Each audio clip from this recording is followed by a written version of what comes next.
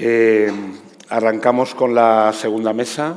Me presento, para que me conozcan, mi nombre es Ismael Escobar, soy el jefe de servicio de farmacia del Hospital Universitario Infanta Leonor, del Servicio Madrileño de Salud, y tengo el honor de moderar o dinamizar o trabajar con los magníficos compañeros de mesa.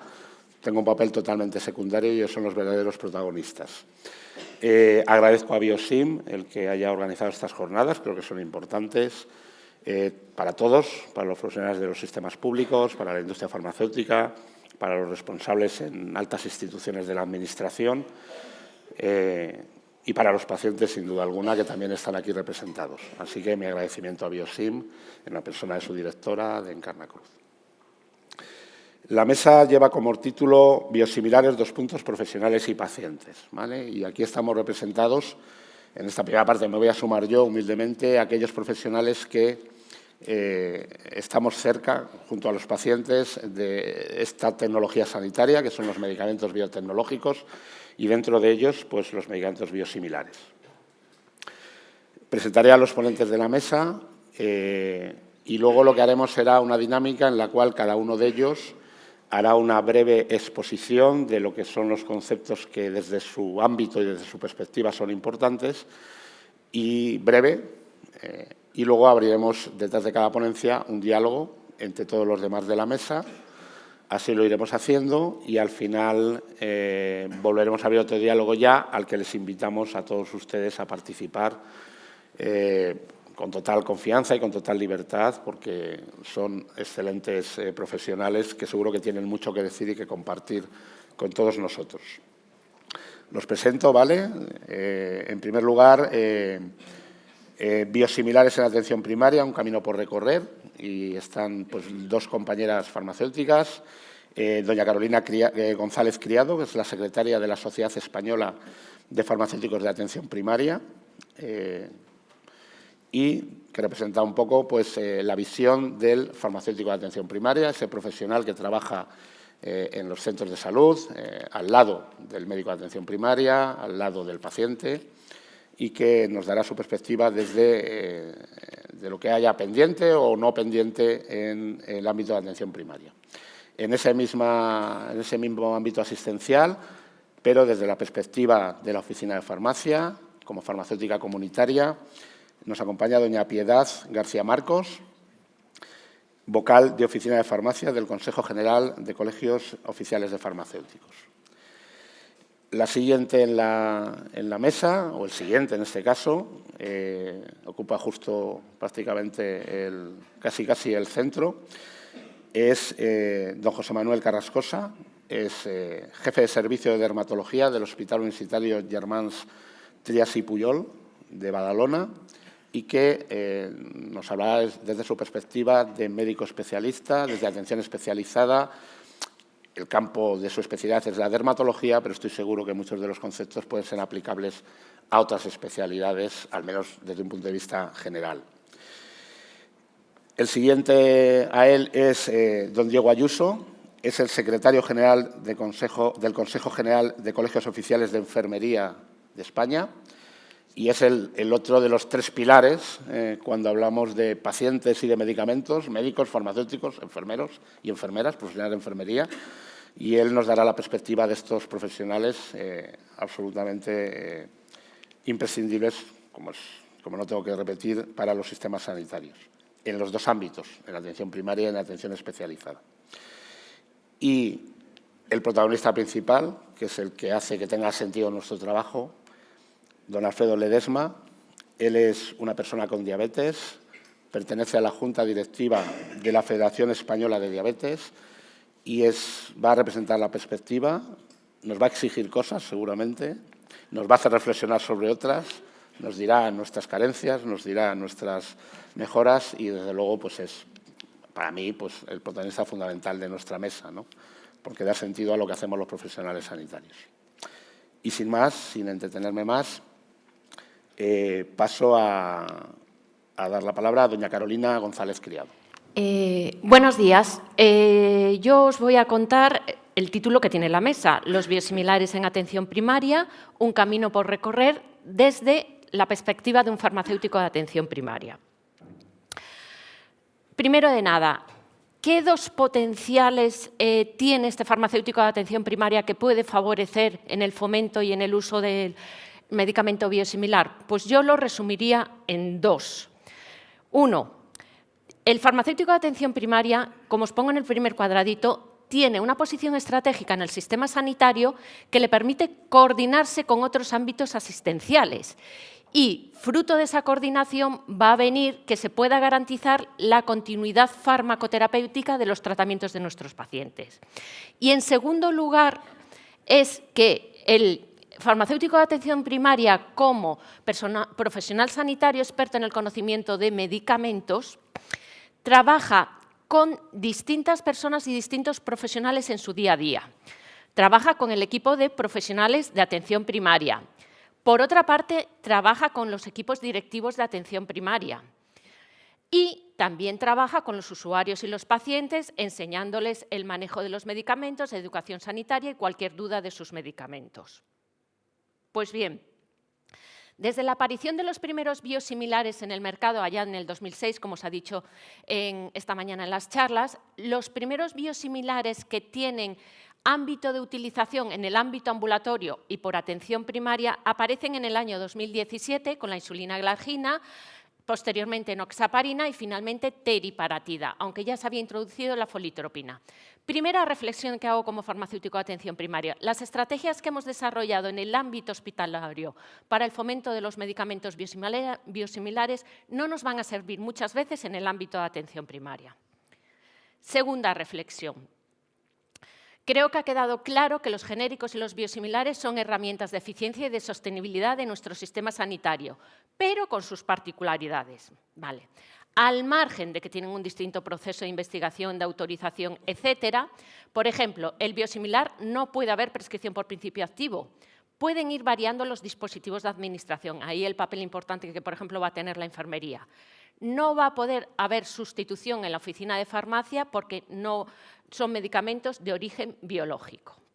Dicho esto, sí que hemos aprovechado en el nacimiento de los biosimilares la experiencia adquirida con los genéricos. Es decir, qué nos funcionó con los genéricos y qué hemos podido aprovechar de ellos para empezar al comienzo del fomento de los biosimilares. Pues lo primero y fundamental, educar e informar de los beneficios de los biosimilares a facultativos, enfermería, pacientes, gestores, etcétera.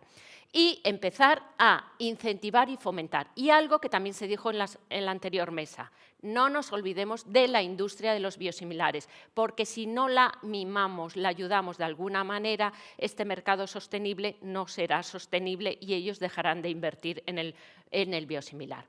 Pero hacer esto no es suficiente, de vez en cuando hay que pararse y analizar y ver qué hemos hecho, medir resultados y si necesitamos avanzar en alguna herramienta más de fomento del biosimilar.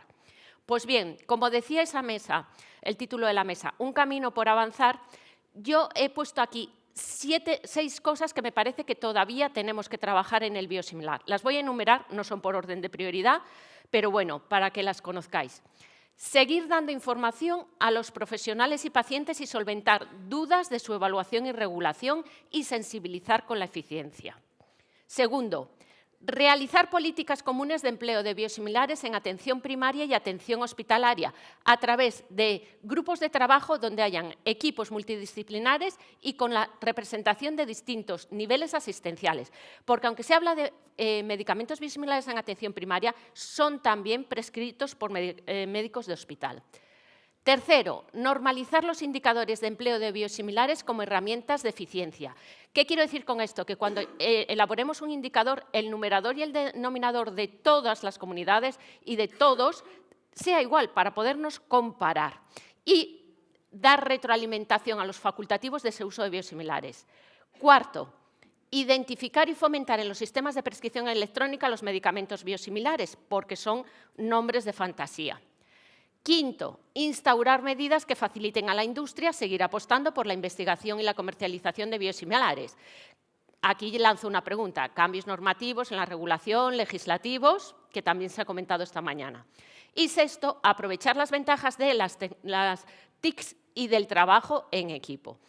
Pero Algo que siempre tiene que estar en la base de todas estas estrategias es la implicación de todos los agentes, sean sanitarios, gestores y pacientes, y la comunicación. Es decir, contar lo que vamos a hacer, para qué lo vamos a hacer y cómo lo vamos a hacer, porque es lo único que generará confianza.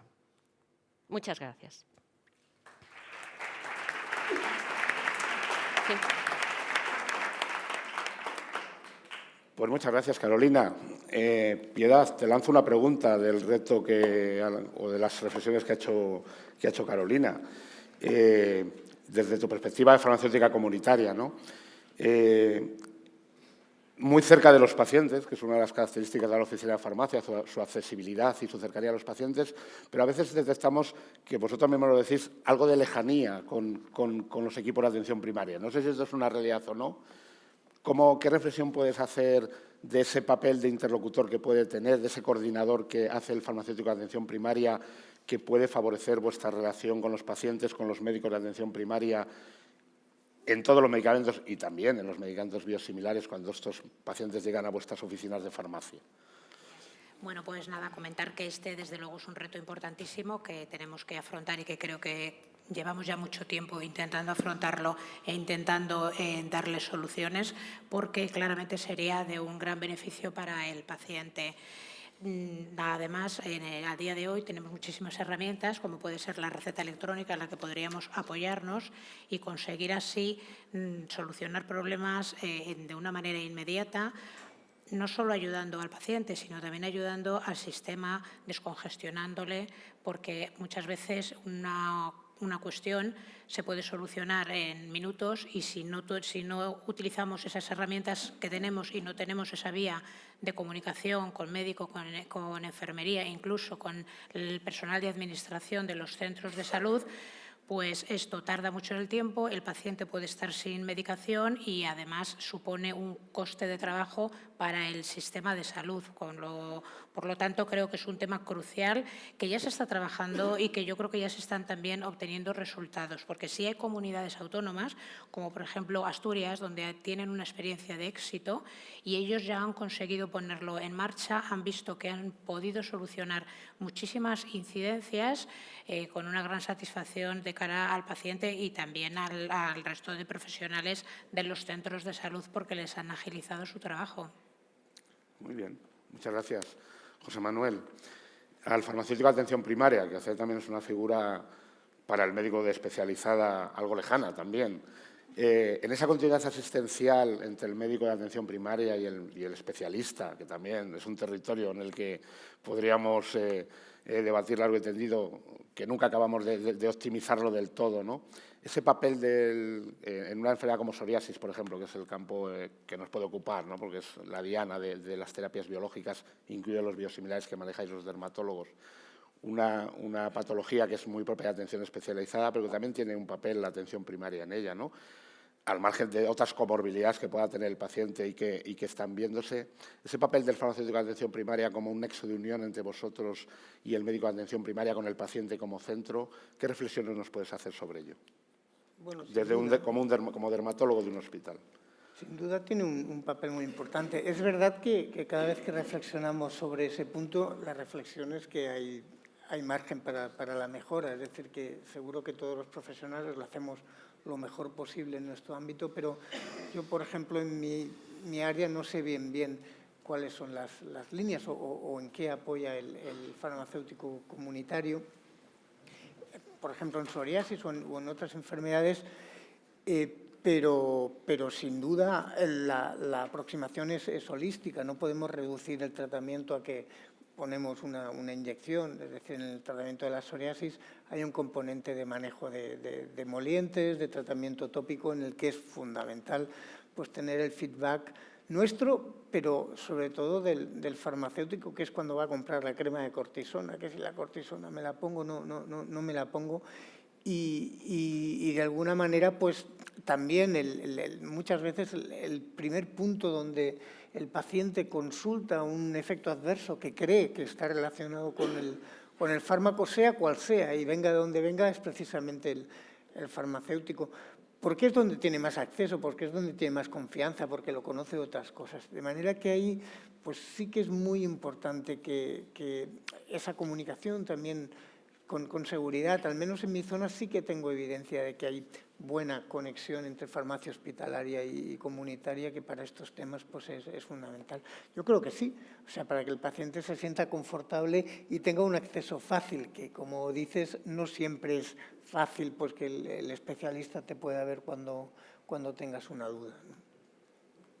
Muchas gracias, José Manuel. Diego, desde el punto de vista de la enfermera de atención primaria, trabajando en equipo con el médico de atención primaria y con el farmacéutico de atención primaria, ¿qué les pides a ellos, ¿no? Esas enfermeras de atención primaria que muchas veces en medicamentos biosimilares pueden actuar en esa primera administración, que como bien dice José Manuel, no hay que visualizarla como un acto único, sino como integrado en unos cuidados de enfermería globales, donde trabajen todos los profesionales recogiendo experiencia del paciente, podemos estar en el territorio de los PROMs, de las PREMs, en el campo de los medicamentos biotecnológicos que tradicionalmente han sido de la atención especializada.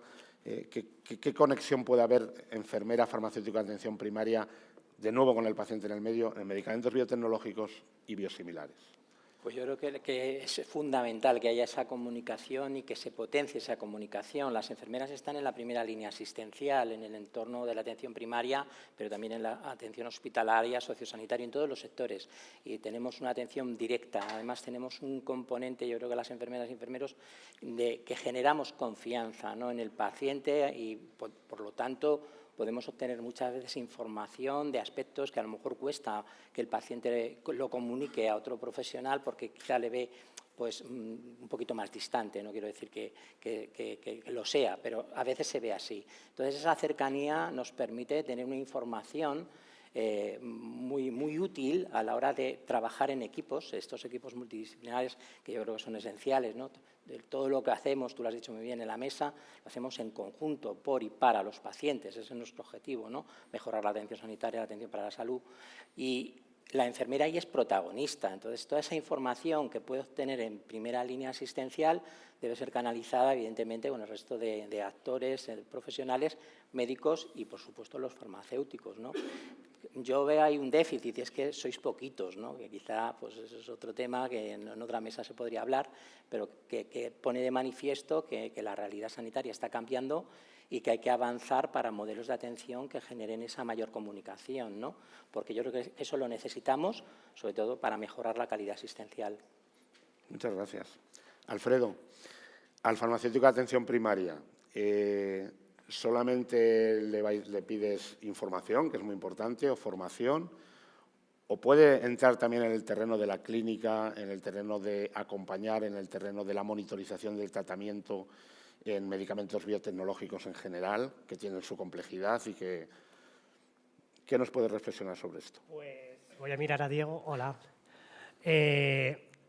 Todos los agentes que formen parte de la educación y que pertenezcan a cómo se transmite esa información y cómo llega al paciente, a los farmacéuticos le pido y le pediré como paciente lo mismo que a los demás agentes. Es decir, una pedagogía que hablaba el compañero el año pasado me vais a perdonar, ya se me ha ido.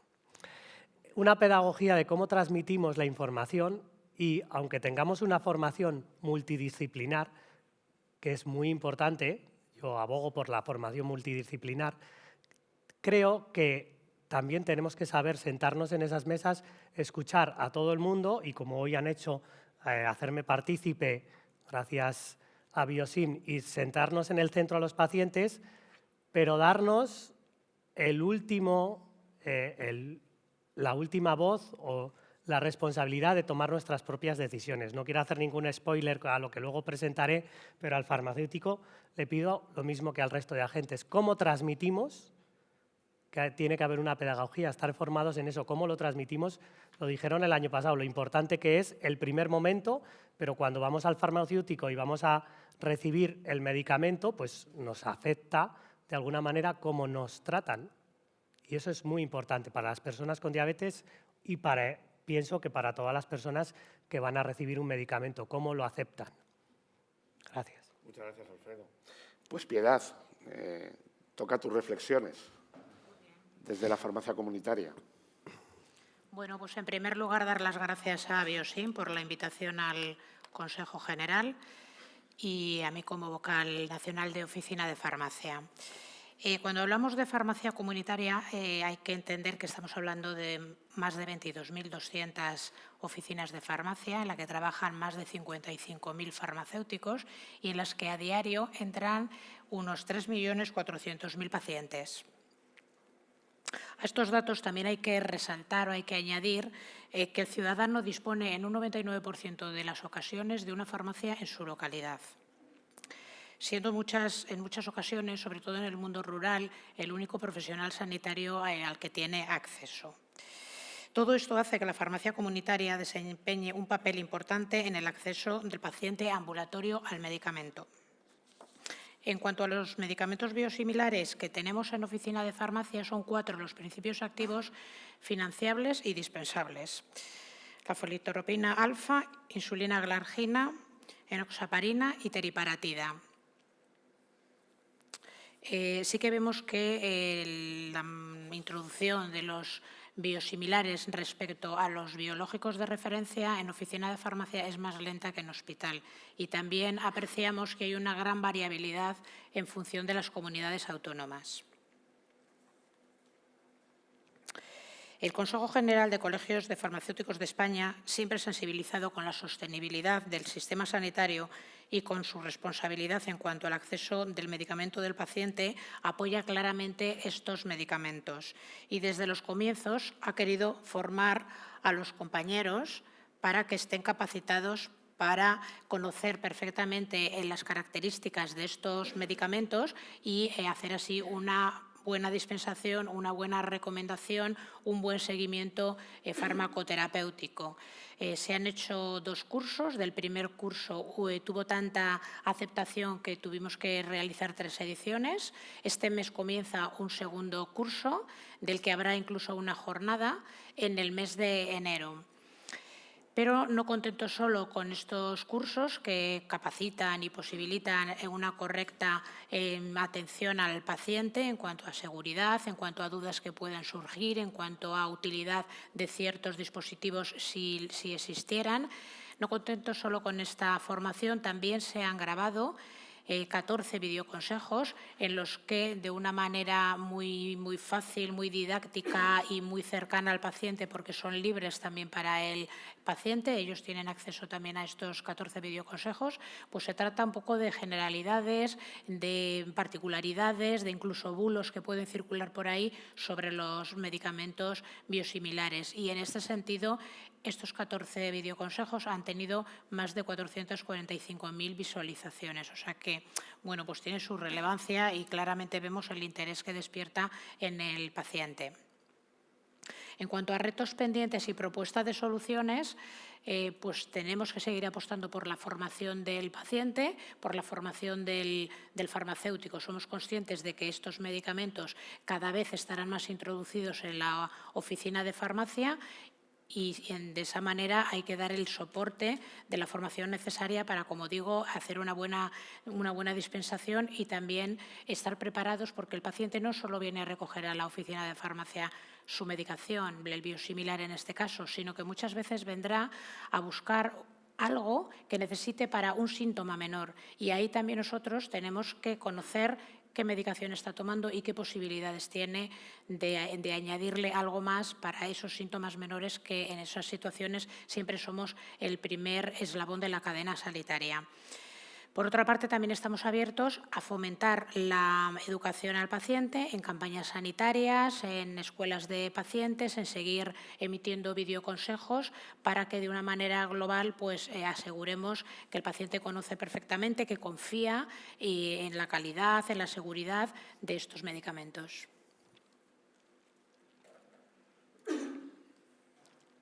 Muy bien, Piedad, pues muchas gracias.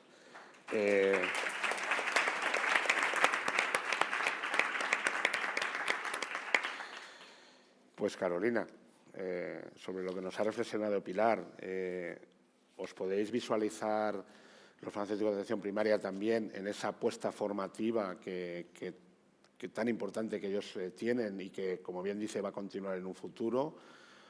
Y también os podéis insertar como esos farmacéuticos en 2 ámbitos que pueden trabajar juntos en ese abordaje global del paciente, porque al final hablamos de medicamentos biosimilares, pero realmente lo que nos interesa es que lo que tenemos son pacientes tratados con medicamentos biotecnológicos, algunos de ellos biosimilares, pero también con otros tratamientos, ¿no?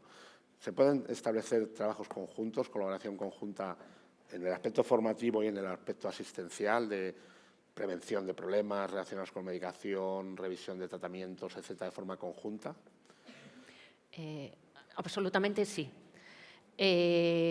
Por ir por campos. En la formación, lógicamente, somos 2 farmacéuticos, pero puede ser totalmente complementaria, apoyarse y seguir resolviendo cualquier duda o incertidumbre que se tenga respecto a estos medicamentos de manera conjunta.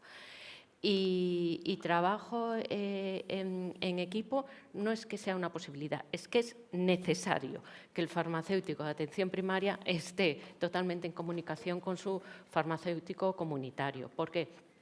Porque al final el paciente que va a ir a esa farmacia es el que ha sido atendido por el servicio sanitario y tiene cantidad de dudas.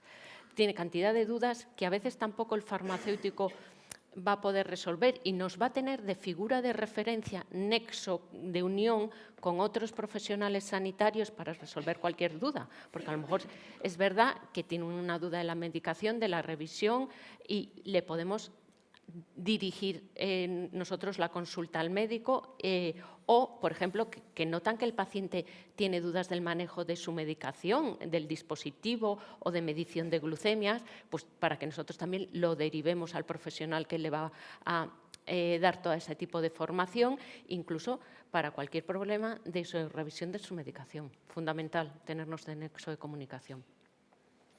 Muy bien. José Manuel, quizá antes habías hecho ya la reflexión conjunta, ¿no? Tanto de farmacéutica de atención primaria como de oficina farmacéutica comunitaria, ¿no? ¿Algo más que añadir quizá al hilo de la segunda exposición que te haya sugerido desde la vertiente de un médico especialista en el hospital? Sí, quizás hay un aspecto relevante que nosotros desde la perspectiva del clínico hemos percibido, y es que en los últimos años el farmacéutico, nosotros tenemos más contacto con el farmacéutico hospitalario, tiene una vertiente clínica evidente, es decir, hay un interés creciente por entender la realidad de los pacientes que se tratan, no solo de la perspectiva de la prescripción o de la monitorización, sino desde el punto de vista humano y de la propia enfermedad, ¿no? Y que creo que es conveniente, que nos hace ir de la mano en muchas cosas. En mi ámbito pues participamos en cursos, hay un curso que se hace en mi hospital, se llama Routine PECS, que cada año pues compartimos también experiencias y que para nosotros y para el paciente es una oportunidad. Es decir, cuando a veces tienes que hacer cosas diferentes o justificar pues vías terapéuticas un poquito complicadas, el que el farmacéutico entienda al paciente, pues al final hace todo eso mucho más fácil. Pues al final es una persona y las realidades no son números, las realidades son complejas, ¿no? Y la verdad es que creo que todo esto, ¿no?, en lugar de complicarnos la vida, de alguna manera nos está haciendo que nos entendamos mucho más. O sea, que bienvenido. Muy bien, José Manuel. Diego, enfermeras, enfermeros y farmacia comunitaria, tan lejos, tan cerca, ¿qué experiencias tenéis desde vuestro colegio para fomentar la necesaria comunicación en la que todos estamos de acuerdo? Pues, a ver, las experiencias que tenemos son pocas. Sabemos que hay proyectos que están desarrollando a nivel de la farmacia comunitaria, ¿no? Pero no tenemos una conexión, ¿no? Y yo creo que eso es lo que es importante, ir juntos, ¿no? O sea, yo creo que hay un campo de actividad importante que se puede hacer desde las oficinas de farmacia en el ámbito rural, en el ámbito de la ciudad, del barrio, que deben estar coordinados tanto con primaria como con hospitalaria, con las enfermeras, sobre todo en actividades que tienen que ver con educación sanitaria y para la salud. Y creo que esa conexión todavía no está. Es verdad que quizá podíamos mejorar ahí y yo creo que el beneficiario al final va a ser el ciudadano, el usuario.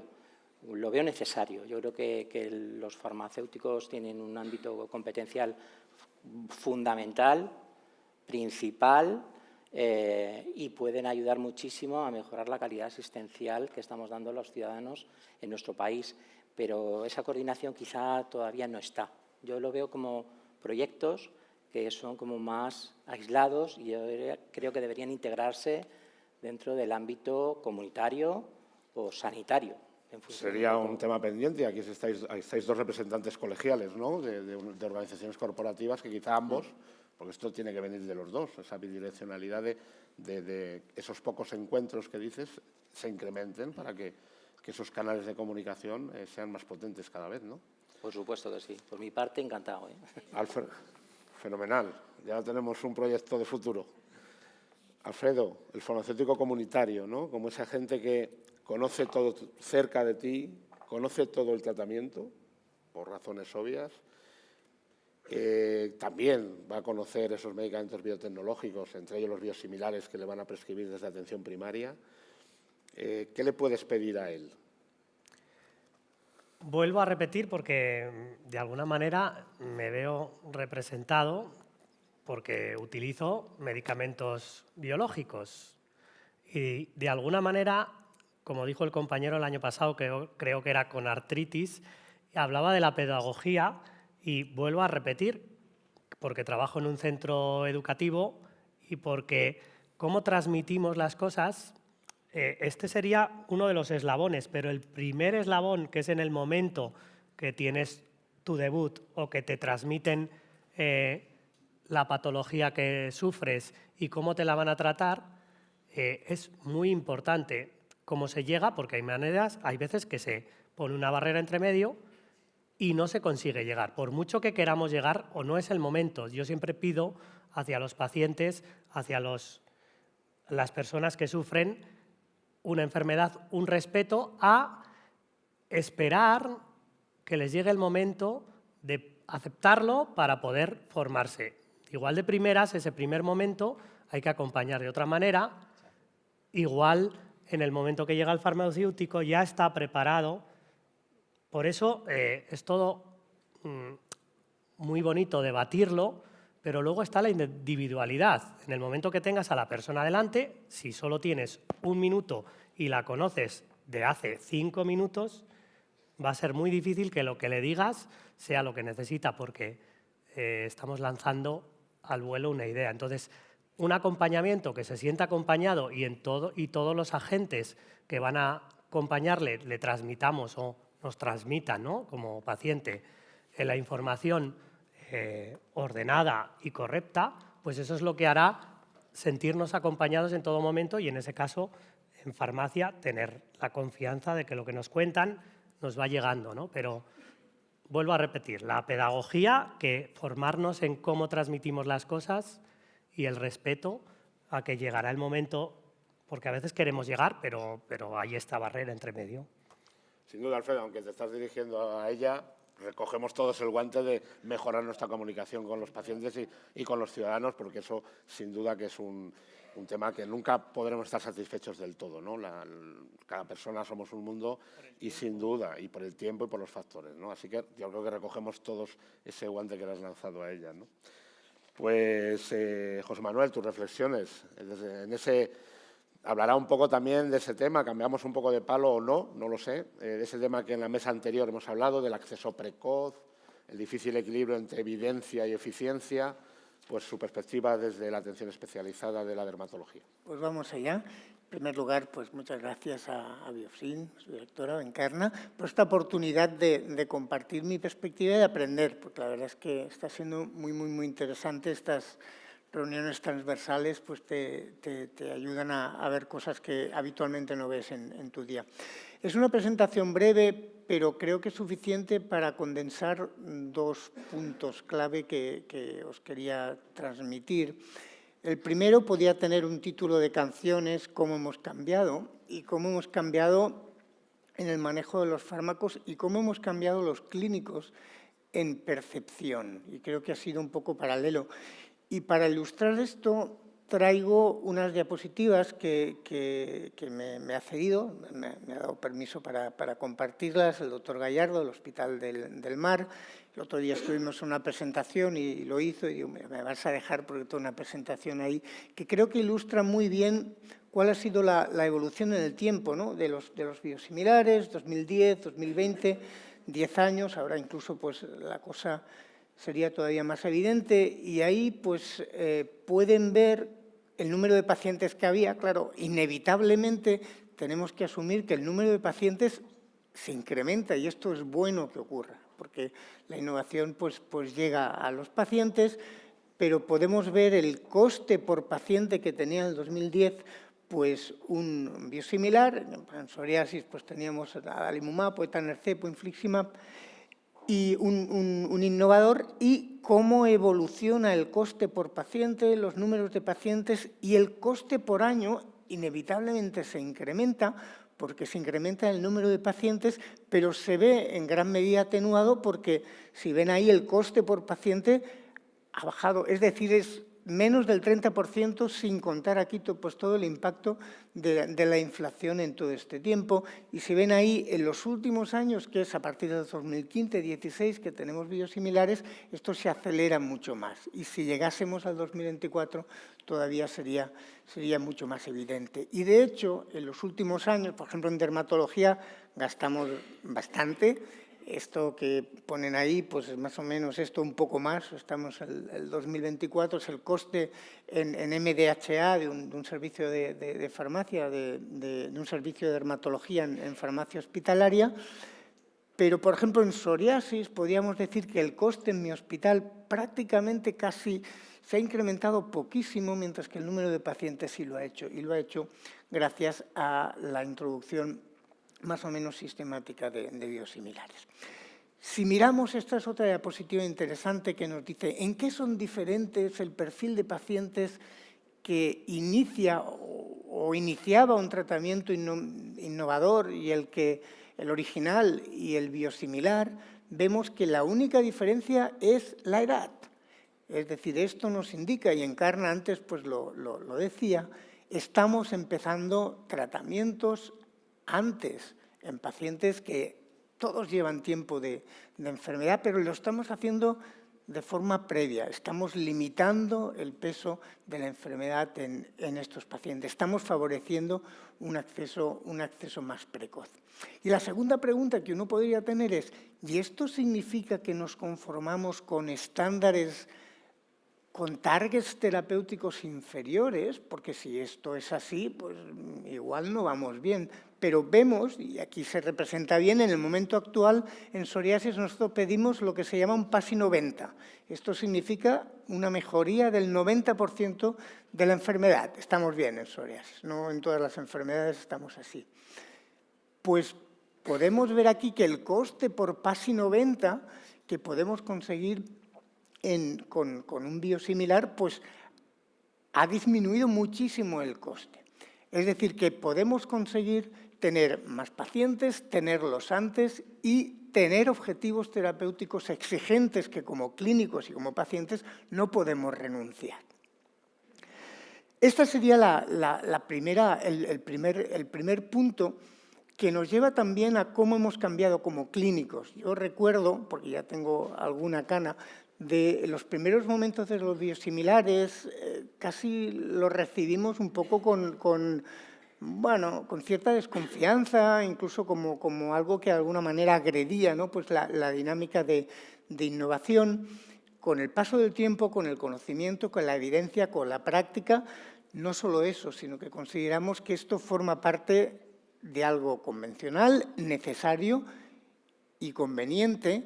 Y como eso que se dice que los 50 son los nuevos 30, pues el objetivo de los clínicos para nuestros pacientes es que la innovación, que ahora llamamos biosimilares, porque también es innovación, es el nuevo tratamiento estándar, o querríamos que fuera el nuevo tratamiento estándar, y la única manera es que sea sostenible y que el acceso sea posible.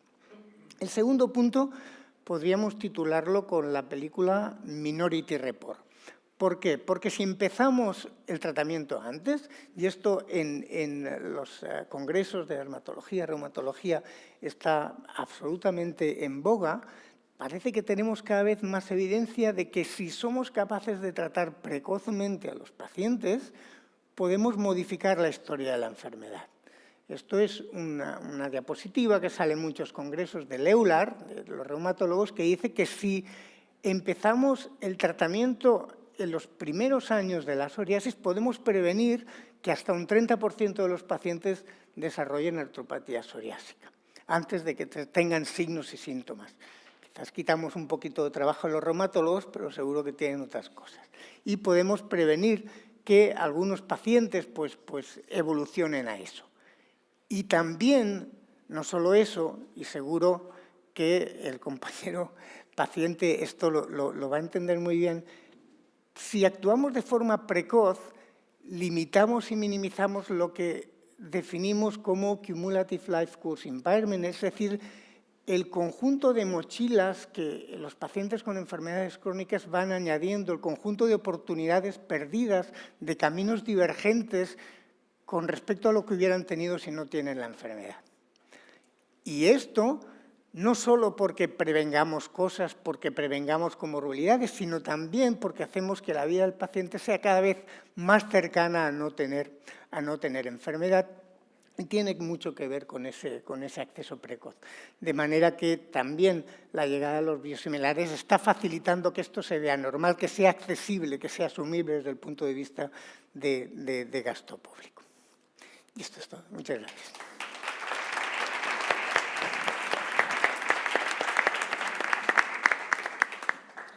Pues muchas gracias. Os pregunto primero a los tres conjuntamente, ¿vale? A Carolina, a Piedad y a Diego, desde la perspectiva profesional. Lo que nos ha transmitido él es un concepto que se ha manejado en la anterior mesa, ¿no? Los biosimilares como vehículo de un tratamiento precoz, ¿no? Pero creo que todos los que estamos aquí también somos profundos defensores de la medicina basada en la evidencia, como no puede ser de otra manera. Cuando estos medicamentos empiezan a manejarse en la práctica clínica, la evidencia de esas bondades del acceso precoz es probable que vayan a venir de datos de vida real, ¿no?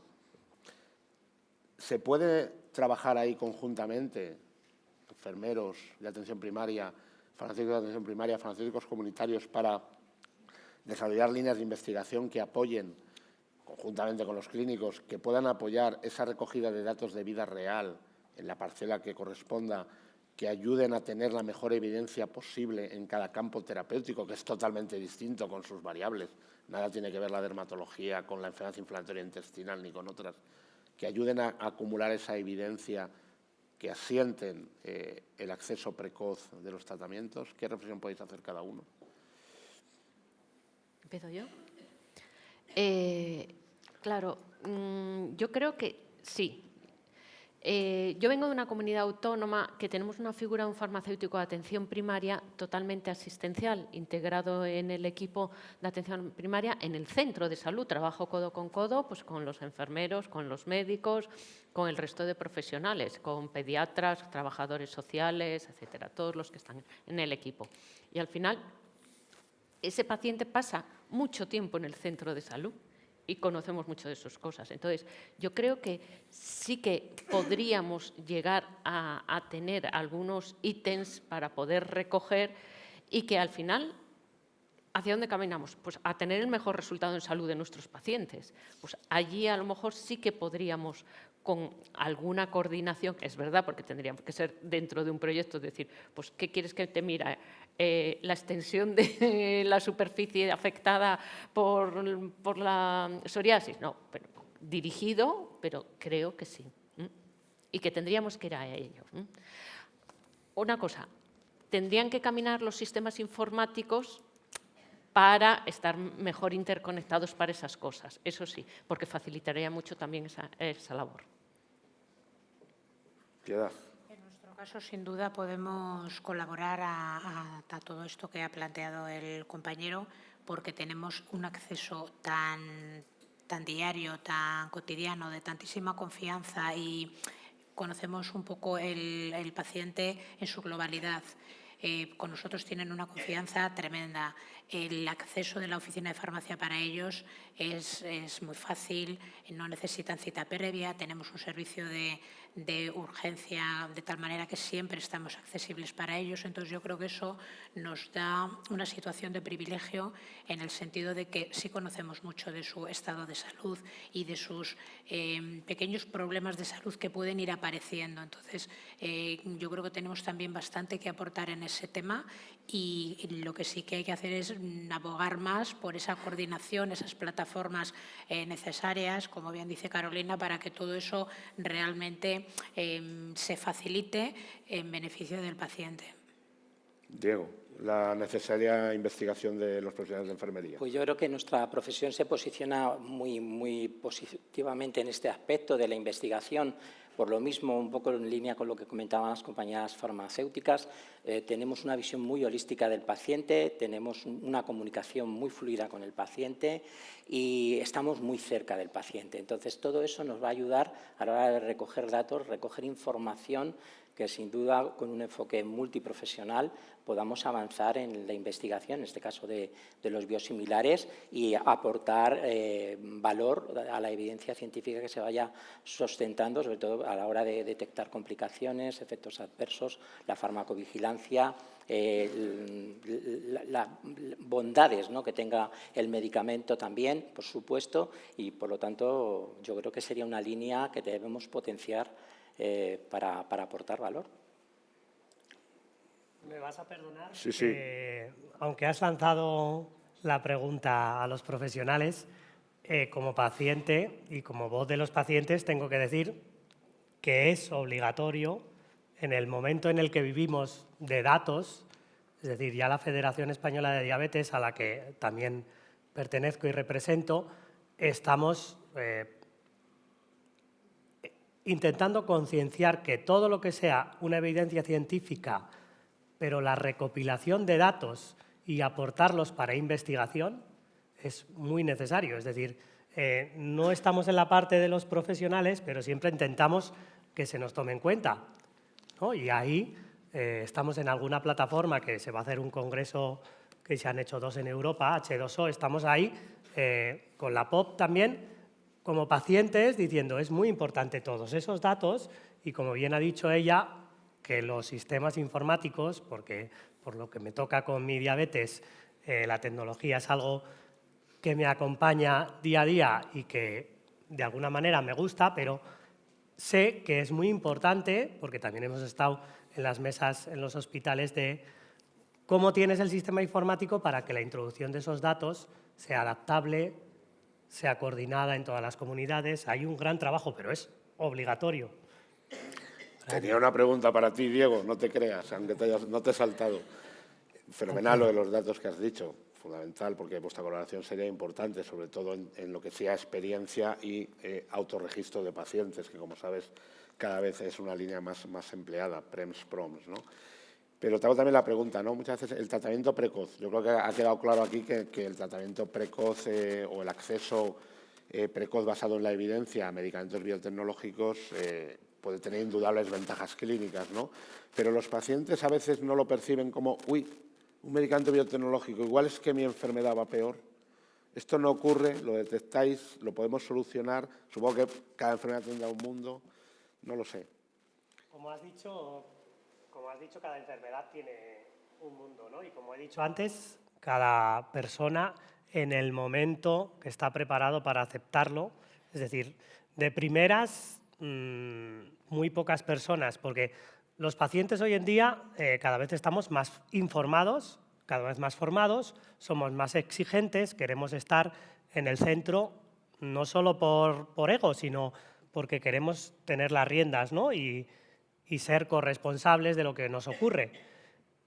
Pero de alguna manera, a ver cómo te lo retomo sin hacer demasiado spoiler a todo lo que luego voy a plantear también, bueno, no importa, es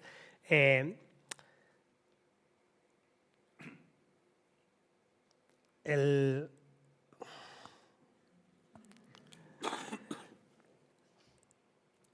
respeto que hablábamos, la responsabilidad, lo tenía apuntado y perdonar que se me vaya a la mente con esta congestión que tengo, la eficacia, la equidad, todo eso se ha demostrado esta mañana, se ha demostrado, pero como pacientes tenemos que formar parte en todas las partes del proceso y al final tener nuestras propias decisiones. Me gusta mucho contar anécdotas y me vais a perdonar si me extiendo, pero como persona con diabetes que uso un medicamento biológico y soy un ente biopsicosocial, aunque esté muy formado y me toman como un paciente experto y me ponéis en el centro, cuando al final estamos en una mesa profesionales y pacientes y se me tiene que hacer un cambio de insulina, en este caso es hacia mi persona, yo confío en los profesionales. Y de alguna manera puede ser, por lo que tenemos de experiencia pasada, por paternalismo que había de los profesionales, ahora estamos más, pero al final la decisión del profesional te hace decir, vale, le voy a hacer caso, aunque sé que lo que me estás diciendo no me va a ir bien, pero tengo que confiar en lo que me están diciendo. Entonces, tomar esas riendas o ese empoderamiento, ¿no?, de llegar a ese sitio y decir, no, lo que me estás diciendo, yo sé que no va a funcionar. La evidencia es que ya he utilizado este tipo de insulina, que... Entonces, aunque sea una insulina que me estás contando que es igual, no hablamos de biosimilares, ¿vale?, pero hablamos de medicamentos biológicos, nos sienta diferentes a una persona que es Alfredo como a otra persona y puede usar la mitad o el doble de insulina. Y entonces el profesional y los entes que están ahí nunca se van a poner en tu situación porque esa vivencia no la han tenido. Entonces, ese respeto, responsabilidad. Y ya me estoy yendo un poco por todos los lados, pero... Sí, pero está entendido. Sí. Gracias. Claro. Diego, las reflexiones desde el profesional de enfermería.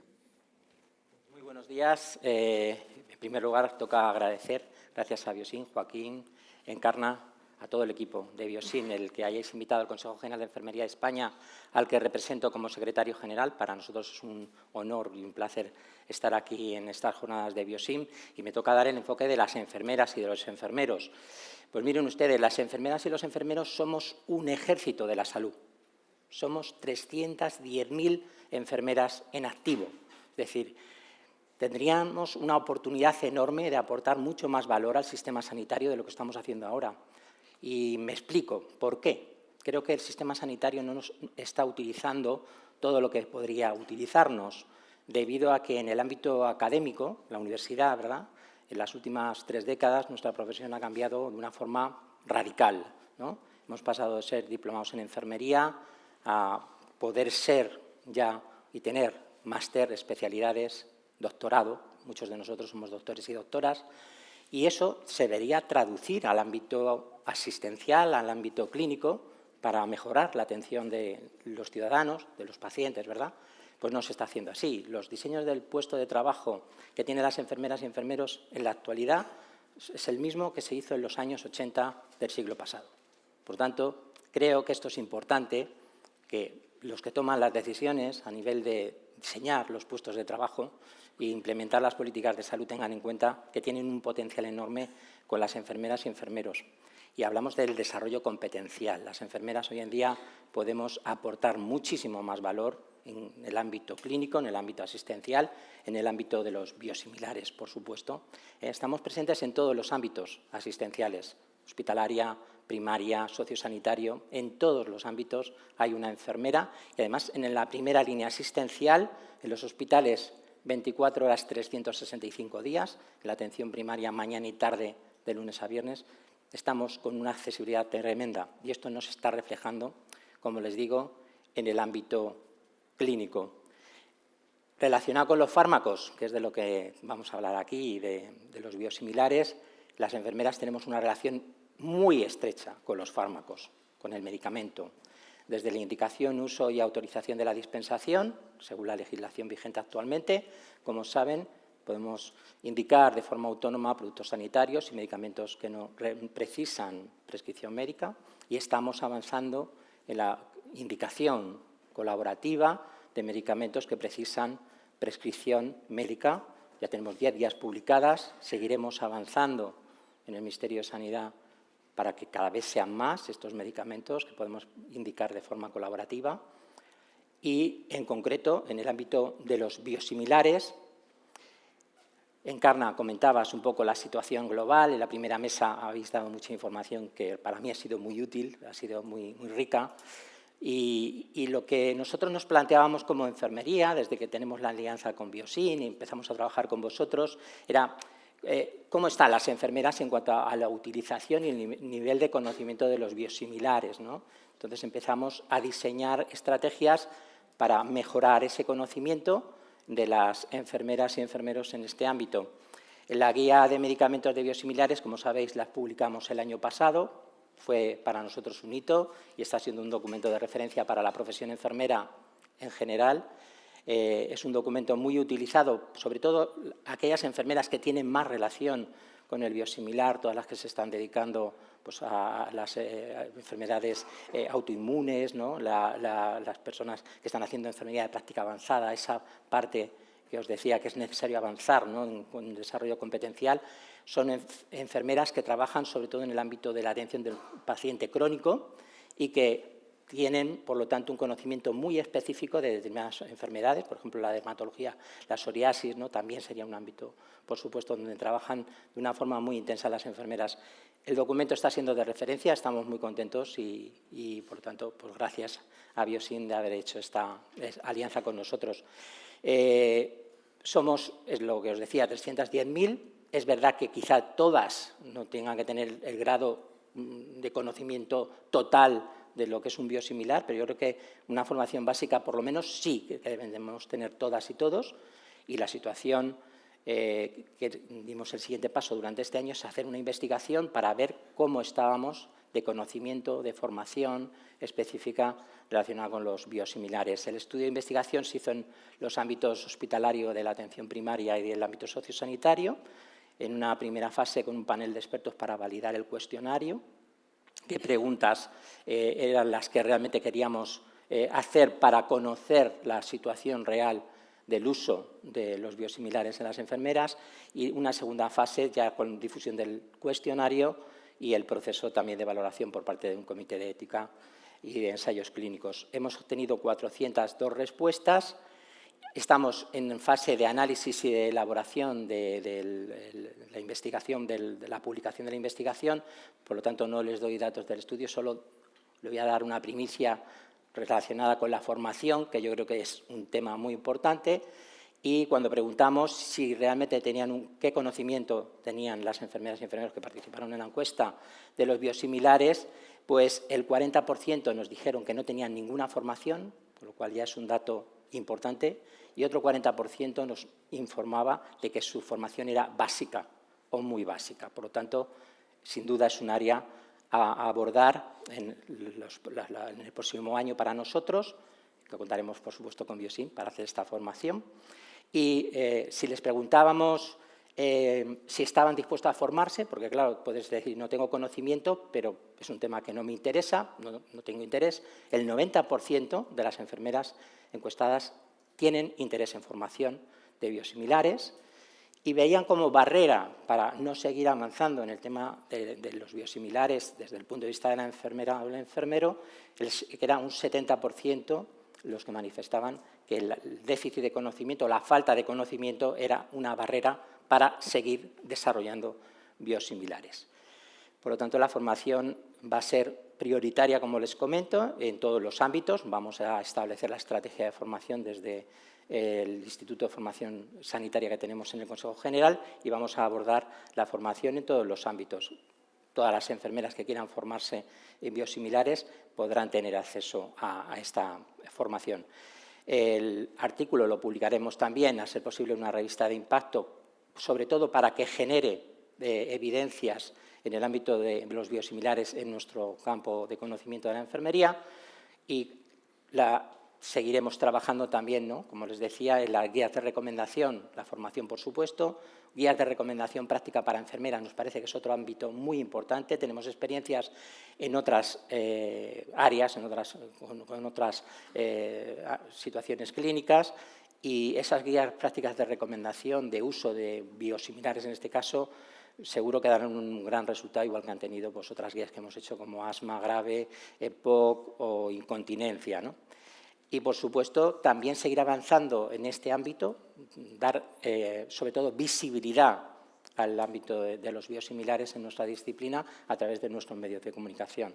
Impactamos con los medios que tenemos en el Consejo General en 170.000 enfermeras españolas, no en todas, porque hay compañeras que no quieren recibir nuestros medios de comunicación, pero sí que llegamos a un número muy importante de enfermeras y enfermeros, y con esto lo que queremos es sensibilizar, que se conozca y que se ayude pues, a abordar esos estudios de investigación multidisciplinares, a dar una mayor información y mayor conocimiento a pacientes, porque muchas veces el paciente a quien pregunta, oye, este cambio de tratamiento, este fármaco realmente me va a hacer el mismo efecto, yo estoy sintiendo que no me lo hace, el efecto nocebo que conocemos, ¿verdad? También tan importante. Ahí las enfermeras y los enfermeros tenemos un papel protagonista, pero claro, tenemos que tener esa formación y ese conocimiento.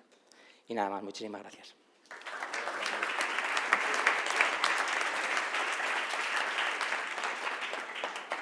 Muchas gracias, Diego.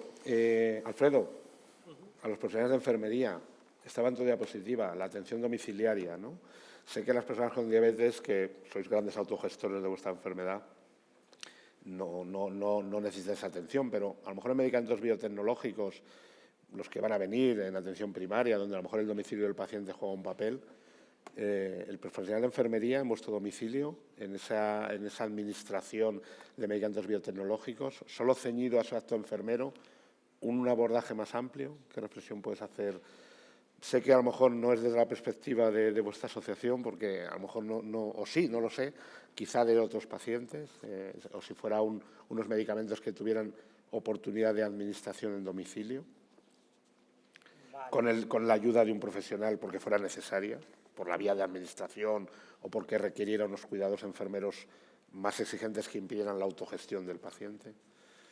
Como bien has dicho, las personas con diabetes en nuestro tratamiento tenemos como unas peculiaridades que me he dado cuenta participando en el focus group que nos invitó Biosim en junio, y me he dado cuenta que otras patologías lo llevan de manera diferente. Lo acerco a mi vida personal y le pongo cara, ¿no? Porque mi familia, mi padre también ya tiene unas pluripatologías y ha necesitado cuidados en casa, y está claro que cuando ya hablamos, aunque sean personas mayores que conocen mucho, sí que necesitan ese acompañamiento, sí que en todo momento necesitamos, lo hablaba al principio, ¿no? De cómo nos transmiten las cosas, la de la pedagogía, pero el sentirse acompañado.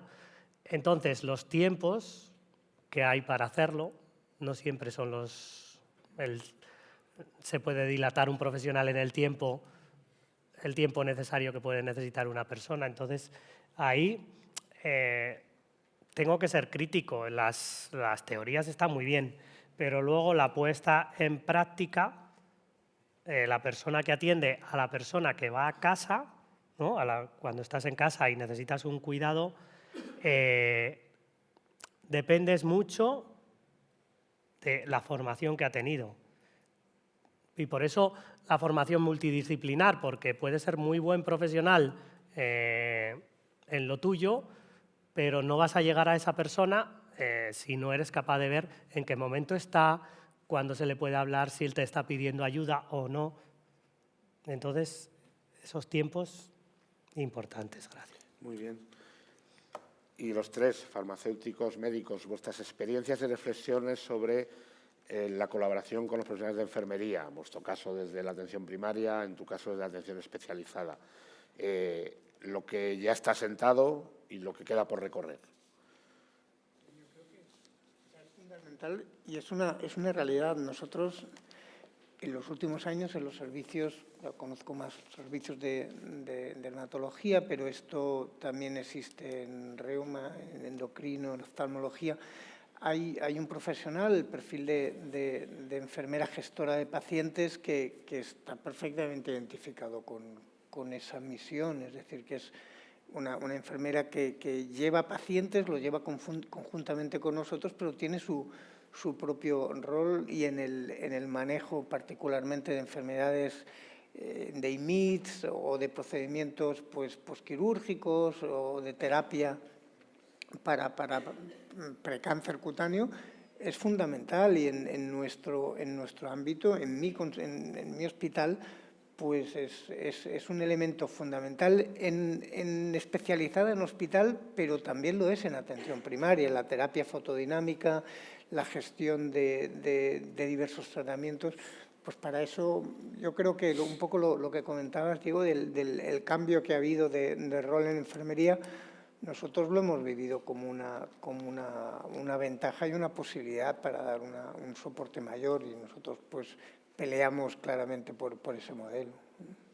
Yo creo que, vamos, por contestarle, estoy totalmente de acuerdo. Además, la realidad asistencial, que es lo yo que creo que se va imponiendo, ¿no?, sobre todo para mejorar la atención sanitaria y atender mejor a las personas que necesitan atención sanitaria, va ligada a eso, a esas áreas de competencias avanzadas, en áreas como las que has comentado, pero la verdad que las experiencias a nivel clínico, a nivel de comunidades autónomas, no tienen un reconocimiento nacional. Entonces, lo que pedimos como profesión, y esto ya es una petición como profesión, es que ese modelo, ¿no?, de profesión enfermera, en el cual actualmente hay enfermeras generalistas y solo 6 especialidades de enfermería, porque hay 6, no hay más, realmente avance a un modelo en que de práctica la práctica avanzada aparezca como elemento nuclear también, y tengamos enfermeras generalistas, enfermeras de práctica avanzada y enfermeras especialistas, las que hay, y alguna otra seguramente.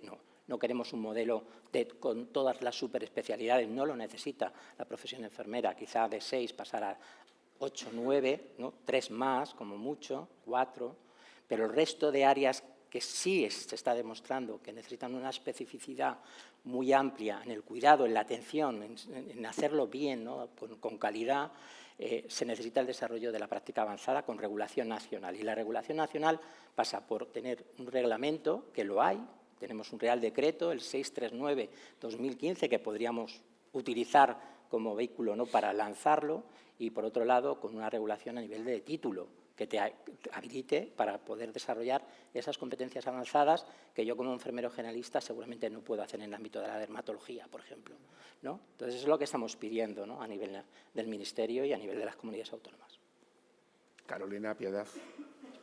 Pues yo en mi caso puedo decir que creo que las profesiones sanitarias ya hemos avanzado lo suficiente como para tener claro que el centro y el objetivo es el paciente y que en cuanto se detecta un problema de salud o algo que hay que revisar porque un paciente no tiene suficiente manejo, por ejemplo, de un dispositivo o cualquier duda que veamos que eso hay que reforzarlo, nos ponemos en contacto con enfermería y rápido cogen esa sugerencia que les hacemos y creo que en ese sentido estamos bien coordinados. Siempre hay un apoyo claro en función del paciente.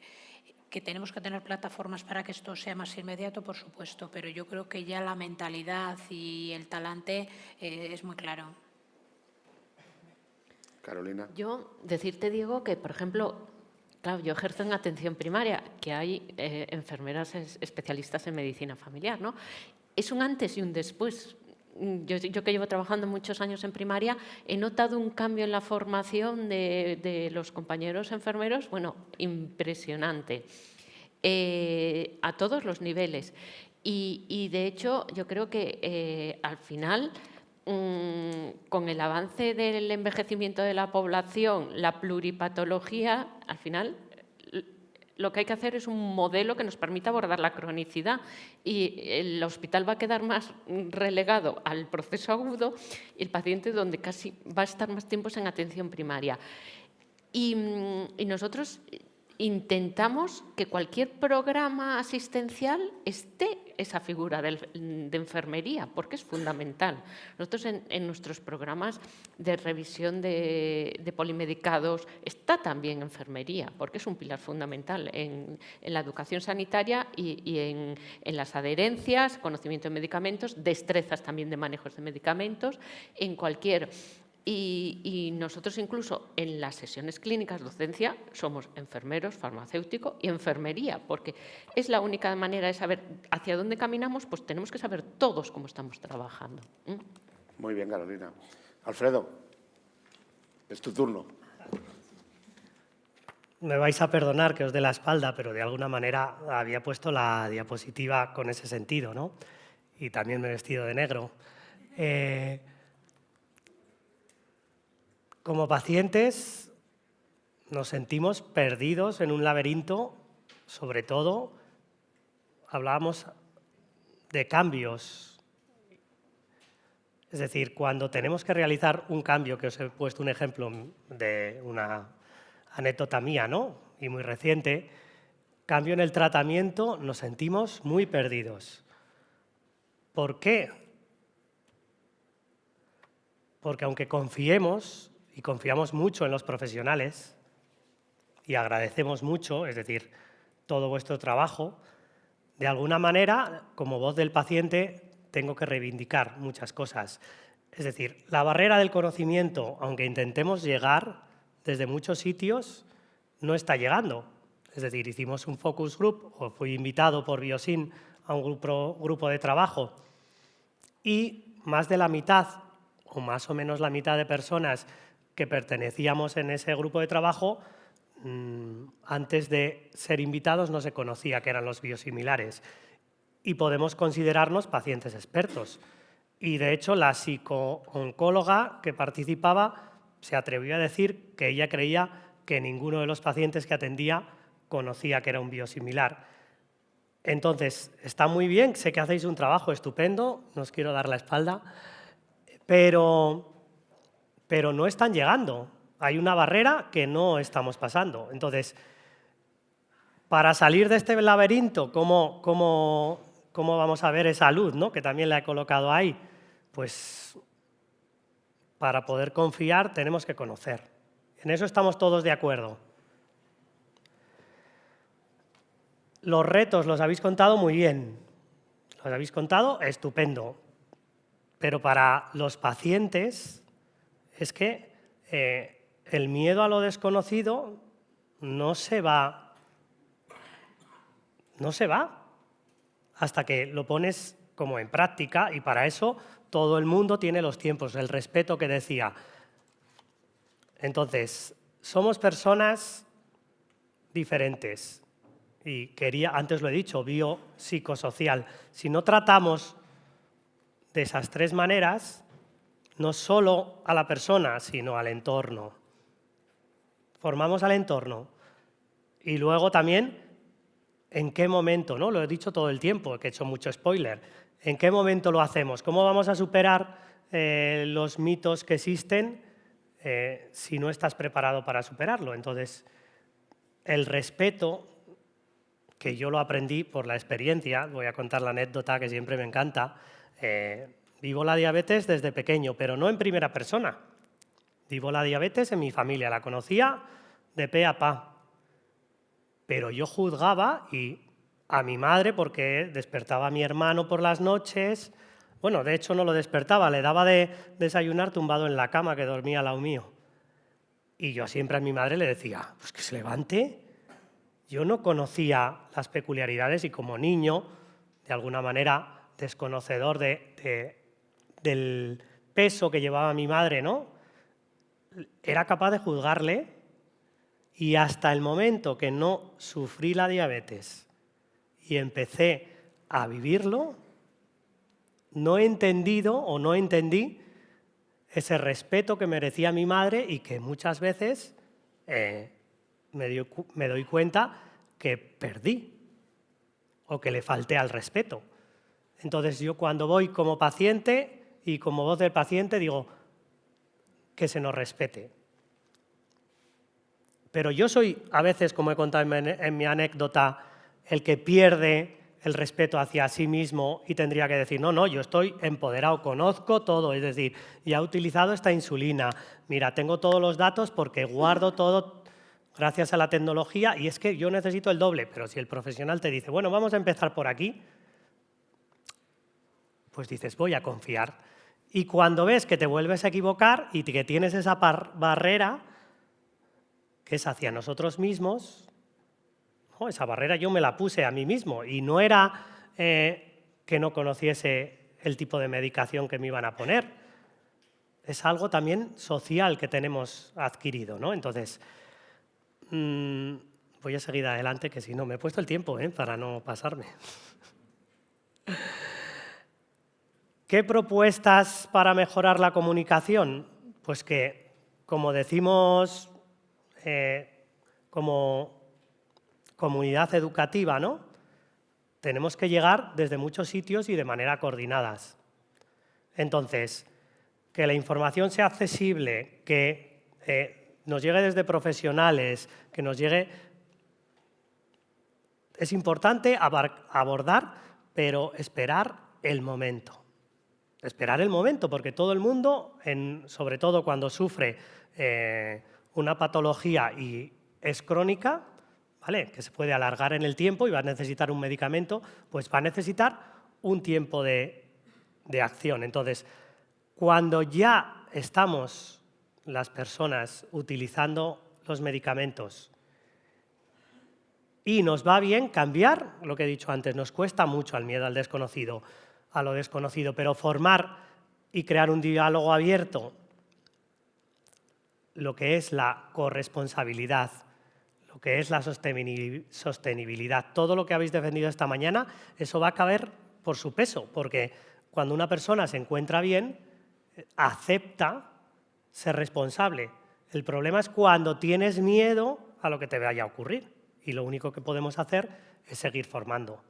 Entonces, cada uno, esta mañana lo ha hecho todos los profesionales súper bien.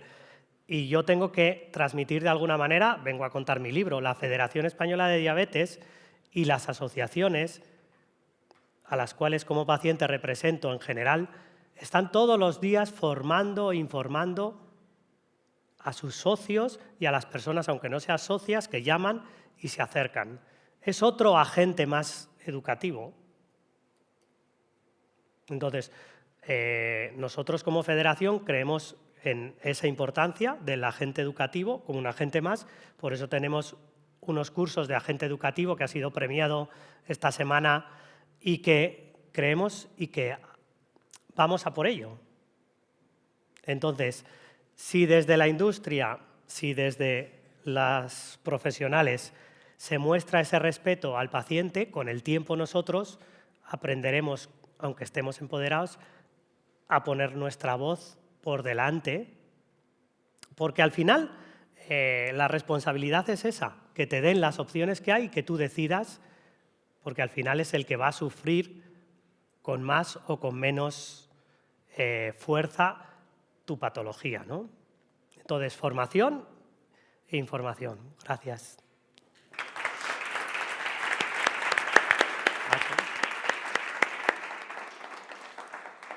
Muchas gracias, Alfredo. Pues a los cuatro nos interpelan, ¿no? Nos reconoce como profesionales, pero nos dice que hay barreras, ¿no? Pues nada, cada uno de vosotros desde vuestro ámbito, ¿qué proponéis para que esas barreras cada vez sean más pequeñas? Quizás no nos podamos comprometer a que desaparezcan del todo, porque son problemas complejos. Has hablado de comunicación, has hablado de individualización, has hablado de esperar el momento oportuno, has hablado de empatía, o he creído ver que hablas de empatía. Cada uno de vuestros ámbitos, esas barreras, ¿cómo las podemos hacer más pequeñas? Porque los pacientes las perciben. Que no son barreras al profesional, que probablemente sean barreras a la información necesaria compartida. Igual te estoy interpretando mal. A la información necesaria que podáis compartir con el profesional que os atiende. Empezamos por donde queráis, de forma espontánea. Reflexión. Sí, si queréis, pues desde allí. Sí. Siguiendo un poco con lo que estás diciendo, Samuel, yo entiendo que, claro, ellos quieren girar al modelo de toma de decisiones compartidas. Es verdad que la medicina paternalista ya ha quedado anticuada, ¿no? Pero tú, para hacer un modelo de toma de decisiones compartidas, tienes que, como dices tú, tener ese conocimiento, ¿no? Es decir, abanico de posibilidades delante, pros y contras, y con toda esa información también tomar la decisión, porque al final eso también va a repercutir en tu adherencia, en tu compromiso con esa enfermedad, en el cuidado y en todo. Vale, eso es algo que yo creo que hacemos mal, bueno, pero en general todos los profesionales sanitarios. Hemos cambiado, algo hemos avanzado, pero todavía nos falta. De hecho, yo que tengo residentes, alumnos, siempre les digo, lo primero que tenéis que pensar es, tú un día vas a ser paciente, ¿cómo te gustaría que te traten como paciente? Vale, pues ponte luego en el otro lugar. Y eso es muy importante, o sea, pensar eso. Y luego, decir, tenemos el otro defecto, y es que hablamos con unas palabrejas a veces que tú ya lo ves, la cara de la persona que está delante. Entonces, a ver, explica las cosas en un lenguaje accesible a la persona que tienes delante. Y hemos avanzado en eso, pero bueno, creo que todavía queda un camino. Pues sí, opino lo mismo que Carolina, que claramente antes sí que la medicina y todos los profesionales sanitarios quizás tratábamos con más paternalismo al paciente. Yo creo que se ha ido evolucionando, el paciente está mucho más informado y bueno, se le hace más partícipe de todo. En la oficina de farmacia, que es donde yo me muevo, sí que me doy cuenta y soy muy consciente de que se necesita e intento que el paciente tenga su espacio, su privacidad, porque bueno, pues son temas muy concretos y muy privados que no tienen tampoco por qué exponerse ni que estén un poco expuestos a que lo pueda conocer cualquiera. O sea, quiero decir que creo que sí que hay que centrarse un poco más en el paciente, darle más espacio y más respeto, ¿no? Porque muchas veces se puede hasta llegar a banalizar en el sentido de que, bueno, que puede haber 5 pacientes a la vez y no tienen por qué compartirse esas 5 historias a la vez. Entonces, eso creo que lo cuidamos mucho y que tiene que ser así. José Manuel. La verdad es que esto daría para una mesa en sí. Seguro. Pero no os pediría un esfuerzo de concisión. No tenemos tiempo y precisamente el tiempo es la cuestión muchas veces. Por un lado, o sea, es uno de los recursos que menos tenemos o que mejor tenemos que administrar, ¿no? Y cómo administrarlo para que efectivamente pues, llegue información de forma individualizada. No todo paciente necesita la misma información. Creo que hemos cambiado. El primer punto es saber que tenemos un problema o que hay un problema de comunicación. Se está trabajando bastante en lo de los PROM, los PREMs, que en el fondo son ítems, cosas para marcar, pero eso fundamentalmente sirve para ver qué es lo que en ese paciente es más relevante. Nosotros lo utilizamos para eso, ¿no? Pasamos test, un DLQI, que es un test de calidad de vida, y a partir de ahí pues, puedes hilar para ese paciente que es más relevante. Desde el punto de vista de formación, la cuestión de trabajar con enfermera gestora es un punto relevante. Hay centros que llevan a cabo, nosotros no. Bueno, sí hemos hecho en hidrosalinitis escuela de pacientes, pero esto es como, está bien, es algo premium, pero es algo muy localizado para un grupo muy pequeñito de pacientes. Es decir, que hay distintas cosas. En mi hospital también se está haciendo y en el ICS, en general, una app, ¿no? de salud que de alguna manera pues, puede permitir una interacción. De todos modos, a veces no es tan difícil. Es decir, yo creo que lo que decía Carolina es clave. Todos hemos sido pacientes o hemos tenido algún familiar con una enfermedad grave y sabes que no necesitas a veces mucho tiempo. Es una mirada, es un saber comprender, ¿no? Esta sensación de que te están escuchando, te están entendiendo. A veces no es más tiempo, es utilizar el tiempo a tu favor. Y finalmente, la verdad es que también, como esto también es del cine, un gran poder conlleva una gran responsabilidad. Es decir, los pacientes también es verdad que tenéis que integraros en la toma de responsabilidades y en ocasiones la toma de decisiones no es lo que yo quiera. También hay un marco normativo y hay un algoritmo razonable en función del contexto que también vosotros tenéis que entrar ahí, ¿no? Conforme también entráis en la toma de decisiones y que también pues, hay que progresar en eso, ¿no? Diego. Yo por priorizar, pondría el énfasis en la formación en comunicación. Creo que esa es la clave, ¿no? Tenemos mucho contacto con pacientes desde el Consejo General de Enfermería y nos lo decís de forma sistemática, la comunicación, la comunicación, la comunicación. Y es verdad que, vamos, yo cuando estudié enfermería, a nosotros no nos formaron en comunicación nadie. Salimos, ¿no? Mucha patología, mucha farma, mucho de todo, pero comunicación no. Por lo tanto, te encontrabas ahí delante del paciente, de la familia, y decías, ¿y ahora qué hago? ¿Cómo es esto? ¿No? Entonces, yo creo que es fundamental que en los grados de todas las profesiones sanitarias, yo creo que debería ser una asignatura obligatoria, además de luego que tú te sigas formando ya en el posgrado. Eso es un déficit. Yo he oído en el Ministerio que estaban planteándose que hubiera asignaturas troncales y una de ellas podía ser la comunicación, o sea que creo que ellos son sensibles a que eso es una necesidad que tenéis y yo creo que todos tenemos que ser sensibles y si en el grado no nos formaron, pues nos tendremos que formar en posgrado. Dentro de la comunicación, esencial la escucha, porque si no os escuchamos, difícilmente sabremos qué necesitáis y en qué fase estáis, ¿no? Que tú también lo has remarcado. Y luego ya para finalizar, prescribir asociacionismo, que lo has dicho tú también, pero es que no lo repetís también de forma continua. Además de toda la información, el asesoramiento que podemos dar como profesionales sanitarios, está la parte de paciente y la vivencia de paciente, diabéticos con diabéticos, enfermos del corazón con enfermos del corazón. Eso genera una potencia enorme y aporta mucha calidad a la hora de manejar la enfermedad. Por lo tanto, yo también incidiría ahí. Muy bien. Abrimos alguna pregunta porque algo de tiempo tenemos para los que nos acompañáis. Por favor, con total libertad.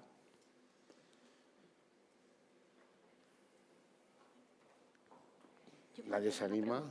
Bueno, sí, adelante.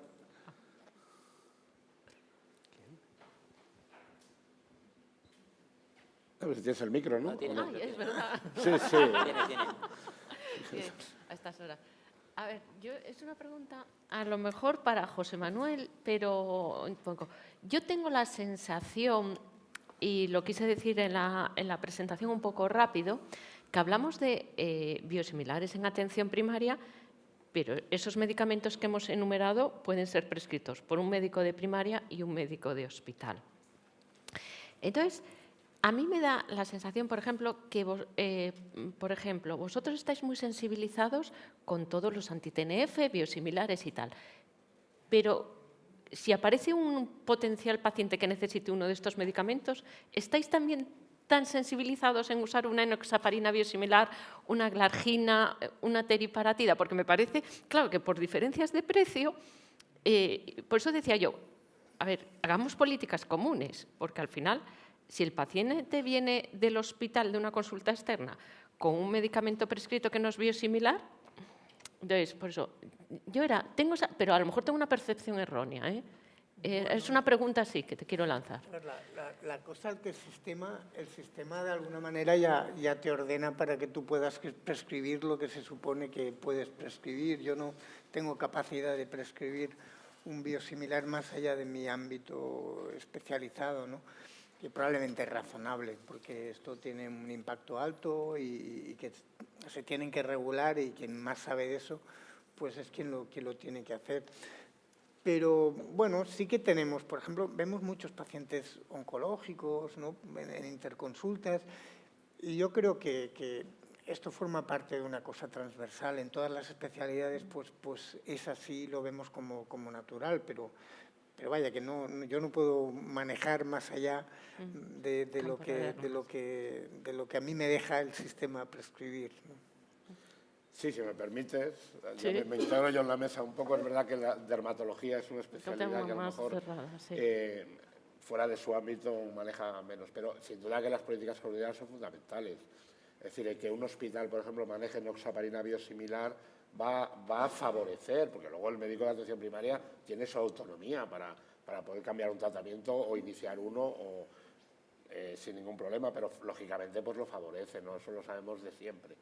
Por tanto, sí, totalmente clave la coordinación y el consenso entre todos de pues, cómo vamos a llamar, qué marina bajo molecular vamos a tener, no en el hospital, sino en nuestra área de salud, por supuesto.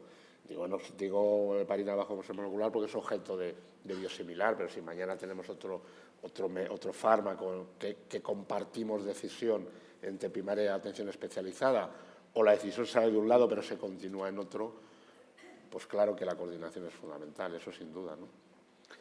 No sé si hay más preguntas. Sí, si os podéis identificar brevemente cada uno.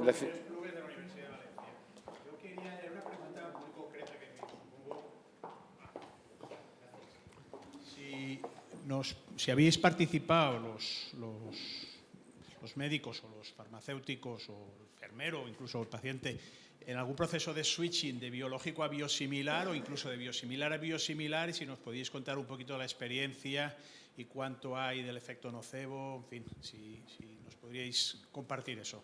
Pues sí, de forma muy rápida, este era uno de los grandes temas y tabús un poco históricos, porque incluso en un documento de posicionamiento que hicimos en el ICS, este tema, y esto hace 3 años, fue justo antes de la pandemia, este tema precisamente dejábamos que no teníamos claro, o sea, ha sido un poco la última frontera. La verdad es que las cosas han ido pues casi pues de forma paralela.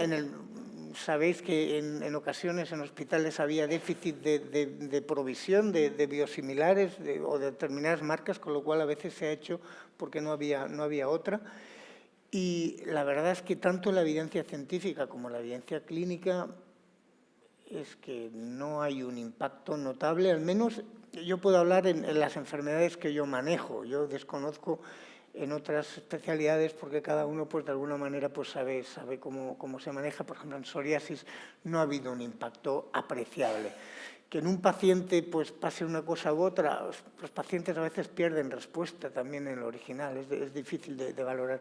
Y la cuestión del nocebo es fundamental la percepción. Yo sí que lo creo, sobre todo para la sintomatología, efectos secundarios. A nosotros en Derma la clínica es que o tienes psoriasis o no la tienes, que el nocebo no te va a generar psoriasis, pero sí te va a generar la percepción de que tienes que empiecen a aparecer males de la nada. Y ahí yo creo que nuestra actitud, la de farmacia hospitalaria, la enfermería, que todos actuemos al unísono, ¿no? Que ninguno en el sistema y en la cadena digo, esto que te han dado, quién te lo ha dado y para qué, pues es fundamental. Pero es que además que lo creemos, al menos en dermatología, pues creemos que es así. Sí, yo puedo aportar de nuestra experiencia en el hospital y coincido mucho con lo que ha dicho él.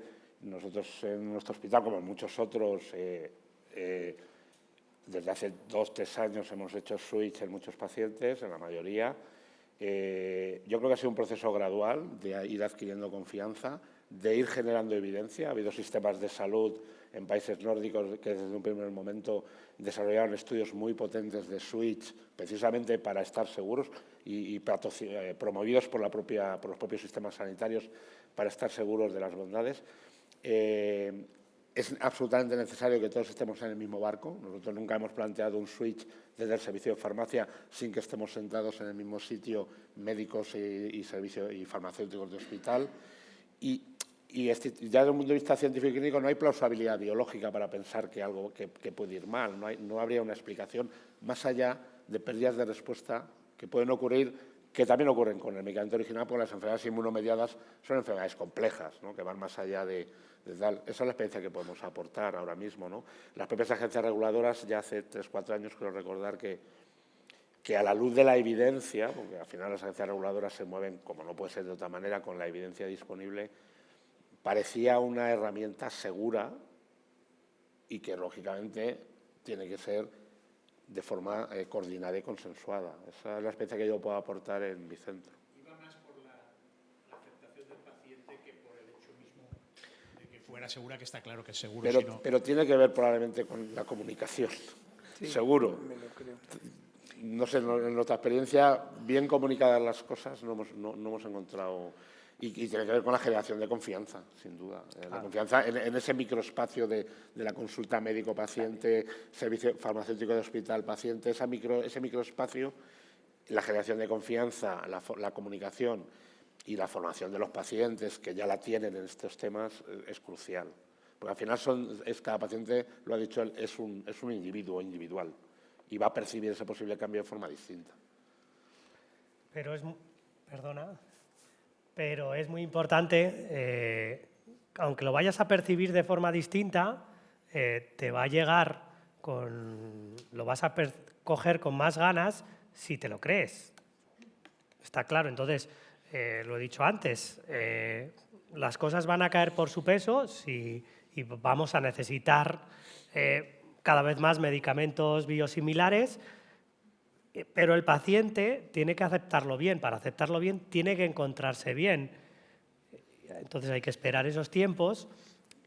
Y yo, cuando participo en estas cosas, que estoy muy, muy agradecido, bueno, de hecho, el grupo de trabajo, todavía el 26, tenemos otra jornada más y luego Manuel, que creo que estaba por ahí, se seguirá trabajando, que no he querido dar muchas cosas, pero los pacientes, como yo, que estamos muy agradecidos cuando formamos parte de estas cosas, no lo perciben así realmente, porque no están hoy aquí. A ver, ¿cuántos de los que hay en la sala vienen en representación como pacientes? ¿Pero cuántos sufren alguna patología y tienen que tomar medicamentos? Y si ya digo, ¿cuántos tienen familiares que tienen? Entonces, al final somos todos, ¿no? Todos somos pacientes. Sí, todos. Pero nos tiene que llegar esta información. Gracias. Muy bien. Pues si no hay ninguna... Creo que ahí levantaban la mano. sí. Uy, perdón. Sí, adelante.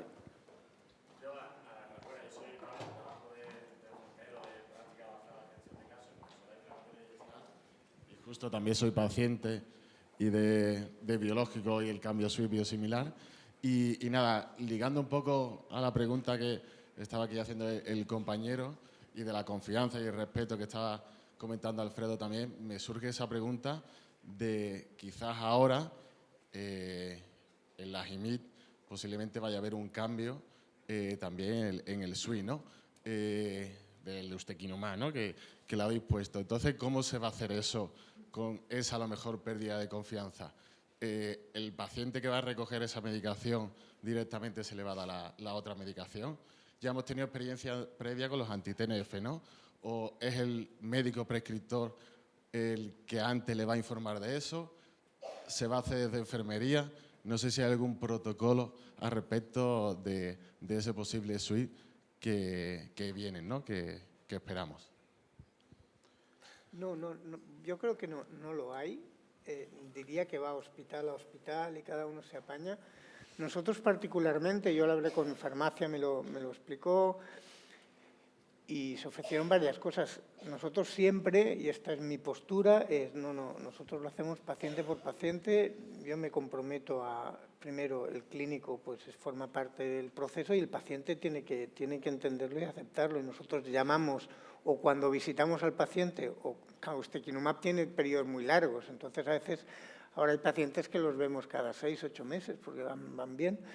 Pues llamamos paciente por paciente, le explicamos la cosa y si él acepta, pues la próxima vez que le toca, pues le darán el biosimilar. Y si por cualquier caso, yo tengo este pacto con farmacia, si por cualquier caso el paciente no lo tiene claro o prefiere venir a consulta o prefiere pensárselo, por el momento nosotros respetamos eso y mantenemos el fármaco. Es decir, lo que no tiene sentido es una información sin que uno pueda decidir. O sea, te digo que va a pasar esto. Pues no, es una decisión compartida. Y os tengo que decir que la mayor parte de pacientes les parece bien, porque yo creo que este concepto también, de alguna manera, ha permeado y que la gente pues entiende que las moléculas, es la misma molécula, tiene distinto fabricante como pasa con otras moléculas que tomamos. Y cuando no es así, pues bueno, se respeta y ya se verá, ¿no? Sí, no, nosotros lo estamos haciendo exactamente igual. No creo que en mi opinión, respeto a la opinión no creo que sea necesario un protocolo generalista. Yo creo que la capacidad de comunicarnos los profesionales sanitarios para hacer esto de forma coordinada, respetando al paciente, creo que es fácil, si hay voluntad. O sea, nosotros lo estamos haciendo muy parecido. Y tenemos 700 kilómetros de distancia. Él habla en catalán, yo hablo en madrileño, pero seguramente si él trabajara conmigo haríamos lo mismo. Seguro. Y por suerte en nuestro hospital también, ¿no? Yo creo que al final es clave para el paciente y el sistema de que con estos posibles cambios no de repente se lo encuentre cuando vaya a recoger la medicación, sino que haya una información previa, una comunicación, como comentábamos siempre, ¿no?, para resolver todas esas dudas o posibles mitos o miedos, ¿no? Yo creo que efectivamente tendría que ser también ese camino. Estoy totalmente de acuerdo. Y ya, claro, la parte de enfermería también, como comentaba aquí Diego, ¿no?, la importancia de al final todos esos miedos, esos posibles efectos que pueda tener de la medicación, que estemos ahí, ¿no?, para también intentar ayudar. Nada, muchas gracias a todos. Muchas gracias. Vamos a hacer el cierre ya. Os pido que no os levantéis, porque así vamos más ágiles todavía. ¿Os parece? Bien, entonces ya hemos terminado, yo creo que la jornada. Lo primero, dar las gracias, enorme agradecimiento a todos los ponentes de la primera mesa y de la segunda mesa, y a todos vosotros que habéis permanecido aquí durante toda esta mañana para escuchar, bueno, pues lo que nuestros compañeros han querido compartir con todos nosotros. Muy brevemente, yo creo que hemos empezado la mañana con el secretario de Estado hablando del círculo virtuoso entre innovación y biosimilares. Ay, perdón, no se me oía. Vale, entre innovación y biosimilares. Es decir, él decía, el biosimilar es un medicamento que va a convivir con la innovación porque además le va a permitir hacer un hueco para que ésta pueda entrar, y yo creo que eso es evidente, es evidente. Hablaba Manuel Goñi en la siguiente intervención de la cantidad de miles de millones que a veces asustan que nos proporcionan los biosimilares para reinvertir en sanidad. Y seguro que una parte muy importante de esos 1.800 millones iban dedicadas también a nuevos medicamentos que ayuden a nuestros clínicos, que ayuden a nuestros pacientes en aquellas etapas en las que el medicamento biosimilar seguramente a lo mejor ya tiene que ser sustituido por otro.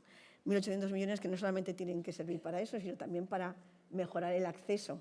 Los datos que nos han presentado también son muy importantes, mejorar el acceso y mejorar el tratamiento temprano de los pacientes. Hablaba María de la compra estratégica de medicamentos y cómo hacer un mercado que tiene que servir para, decía, la compra estratégica tiene que servir para mejorar el acceso, garantizar el suministro y generar un entorno competitivo y sostenible. Y yo creo que eso es muy importante. Lo que pasa es que a veces la teoría está clara, pero la práctica no siempre va acompañada de todo esto. Y ese hecho a veces provoca que efectivamente el mercado que estemos creando tengamos que ser todos muy proactivos para hacerlo sostenible hacia el futuro. Porque, como decía yo en mi intervención, creo que tenemos que proteger a los medicamentos biosimilares. Yo creo que son una joya de la corona de nuestro sistema de salud y que nos están permitiendo acceder a más fármacos, y eso es muy importante. Segunda mesa muy importante de clínicos y de pacientes. Ha empezado Carolina poniéndonos deberes. Carolina, además, es una persona a la que conozco hace mucho tiempo, con una mente muy estructurada, y ha dicho, vale, ¿qué necesitamos? ¿Qué pido yo? Yo pido 7 cosas. Tendremos que tomar nota de estas 7 cosas que nos pedía Carolina. Luego, desde los consejos profesionales, me alegra ver que tanto el Consejo de Farmacéuticos como el de Enfermería habéis coincidido en una cosa, la importancia de la formación. ¿Y por qué es importante la formación, y sobre todo en biosimilares? Yo a veces lo comento, digo, porque es que estamos hablando de medicamentos del siglo XXI. No entraron hasta el año 2006. Muchos de los profesionales que hoy están en su práctica seguramente hablaron poco de ellos durante su formación universitaria, durante su formación reglada. Entonces, me alegra, bueno, pues que hayáis coincidido en esta necesidad de formación, que yo creo que es muy relevante. El doctor Carrascosa ha ejemplificado perfectamente el valor de los biosimilares desde el punto de vista de acceso. Ha mostrado las cifras irrefutables, incremento de pacientes con un menor coste. Y ese es el valor, uno de los valores. Y ha puesto encima de la mesa un tema que a Ismael le ha parecido controvertido, el early access. Es decir, estamos hablando de acceso temprano, porque todos sabemos que los medicamentos biológicos muchas veces se sitúan en segunda, terceras líneas de tratamiento, cuando ya el pobre paciente ya no puede más con el efecto secundario, no es eficaz el fármaco, no, pero tengo que aguantar un año porque es lo que me pone en el protocolo. Y a una corriente que ya hemos trabajado el año anterior, es decir, si tenemos medicamentos cuya relación coste-beneficio es diferente a la que tenían esos medicamentos hace 7 años, ¿por qué no nos podemos plantear si existe evidencia científica detrás de que un tratamiento precoz, como ha puesto encima de la mesa el doctor Carrascosa, puede mejorar los resultados en salud? Vamos a intentar aprovechar esta oportunidad por el bien de los pacientes. Yo creo que el doctor Carrascosa ha incidido muy bien en este aspecto.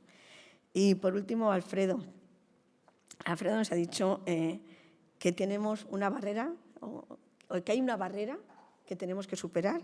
Hablaba de que desde el punto de vista de los biosimilares nos enfoquemos en calidad, en acceso, más que en ahorro, porque a veces el ahorro no se percibe adecuadamente por parte de los pacientes. Superar los mitos y ser transparentes. La transparencia yo creo que es muy importante. Algunas veces los pacientes se quejaban cuando les hemos recibido, decían, bueno, es que no me han dicho que estoy utilizando un biosimilar.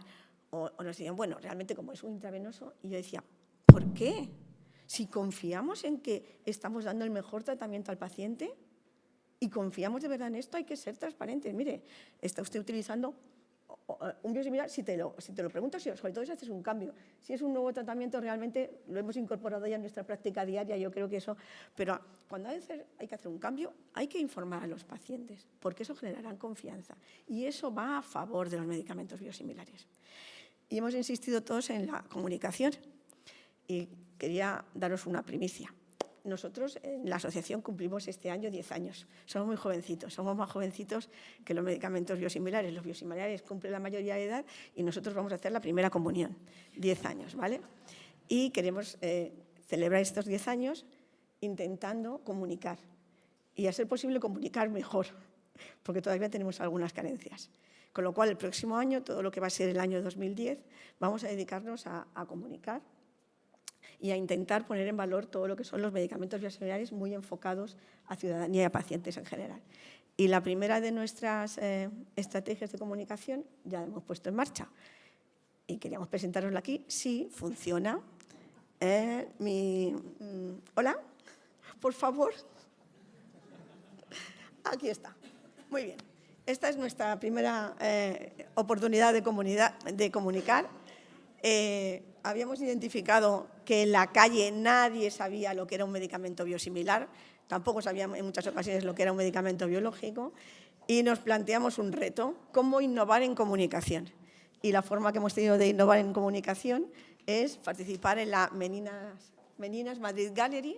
Hemos puesto en la calle una menina de biosimilares que tiene una historia muy bonita detrás, que explica por qué va vestida así, los biosimilares como motor de innovación, como ciencia, como apoyo a los pacientes. Alfredo, toda la parte de abajo de la menina es vuestra, son los pacientes que pueden acceder a este tipo de medicamentos y cómo apoyan los biosimilares al sistema sanitario. Los que estéis en Madrid, esquina Goya con Serrano, y os animamos a que la visitéis. Muchas gracias y hasta el año que viene.